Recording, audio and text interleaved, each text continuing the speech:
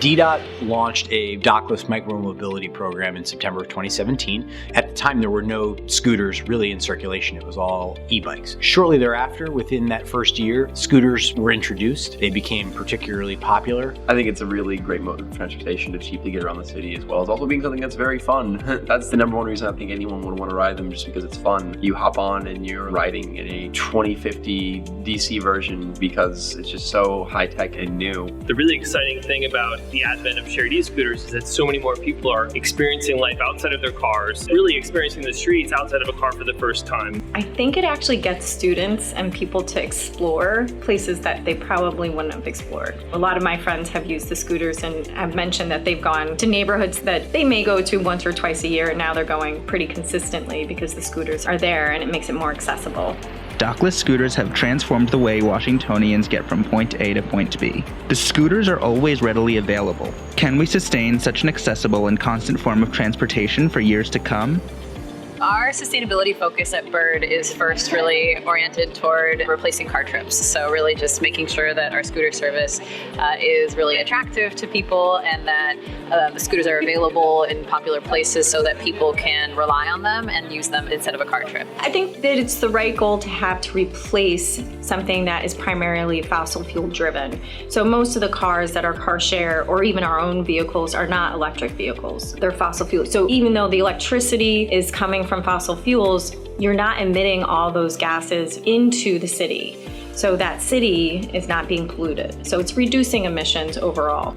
Our mayor, Muriel Bowser, has very aggressive sustainability goals, and we're doing everything that we can at the Department of Transportation and also my colleagues who are at other agencies to meet those goals in reducing carbon emissions, really trying to limit the number of single occupancy vehicle trips to the greatest extent possible. Over 500,000 dockless bike and scooter trips are taken each month in Washington, D.C. That's each month. So just imagine if those trips were single occupant vehicles instead.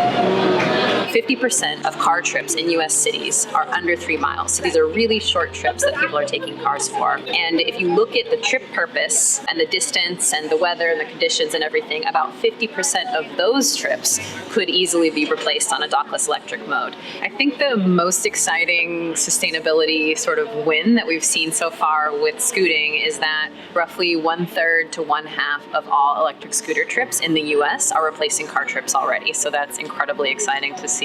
Dockless scooters and dockless bikes may be a sustainable option, but are they a safe option? Residents have complained that scooters are dangerous for pedestrians because they are left in the middle of the street, but DC council members and scooter companies have not come to a consensus on how to improve scooter safety. We see scooter-related injuries almost every shift in the emergency department at GW, ranging from significant head injury to significant extremity injuries to bumps and bruises, lots of lacerations. Really, our primary safety messages today are, one, just really rules of the road, right? There's some basic common sense things that people should keep in mind when they're riding. Follow traffic laws, always yield to pedestrians, ride sober, don't ride more than one person to a scooter. And those are common sense, but really always worth repeating. And really the second major message today is really helping people ride in traffic. I know there is a safety concern in terms of regulation from DDOT with the scooters, because I know that a lot of people do express concerns about people just riding them on the sidewalk and bumping into people. There is a law in DC that when you are riding a scooter in the central city area, which extends basically from Union Station to Foggy Bottom, you're not allowed to ride on the sidewalks. Therefore, if you're riding in the street, consider yourself a vulnerable road user. You on a scooter versus a motorcycle or a car or a truck or any other motorized vehicle, you will lose that battle. As you see the scooters riding on the road, the question is, where are they supposed to be? Are they on the sidewalks? Are they in traffic? Are they going into traffic and then onto the sidewalk as they want to be? We're punishing people on both sides of the sticks. We're both making it illegal to bike on the sidewalk, and we're making it really dangerous to bike in the street. And there's no winning answer among those two options, and that's why the conversation around dockless bikes, around scooters, enabled us to push through plans to build protected infrastructure for people on scooters, for people on bikes to get around safely. Preventing crashes has everything to do with infrastructure. So as we are imparting safety knowledge here today and encouraging helmet use, it's also encouraging people to get active, recognizing that safe streets are really only going to happen when people get involved. You know, the protected bike lanes, the traffic calming, all of these revolutions in street design that everyone wants to see only happen when people are politically engaged and getting involved with their local advocates. Here in Washington, we're very lucky. We have leaders in local street safety advocacy, the Washington Area Bicyclists Association, WABA.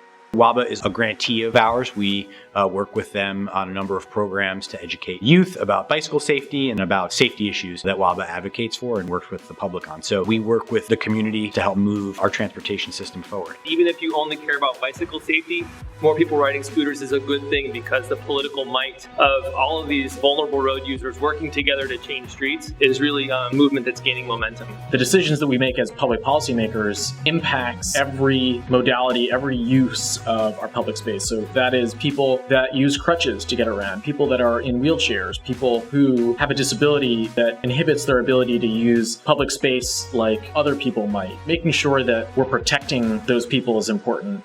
I can see an argument for scooters. They are generally environmentally friendly modes of transportation. The challenge is the framework. The framework for where the scooters should be is still a work in progress. And so between the scooter companies and the cities that are implementing scooter usage and the people who are seeing the injuries, we all have a responsibility to learn more about that and then create policies that allow for safe scooter usage if these scooters are going to be part of our urban communities. You just see people joking and, laughing, falling off sometimes, but, they're having a good time. And I think that does help to have that insert of a break or a stress relief like that. These bikes and these scooters is what the city's about, having unique innovations like this enable people to cheaply get around the city easier.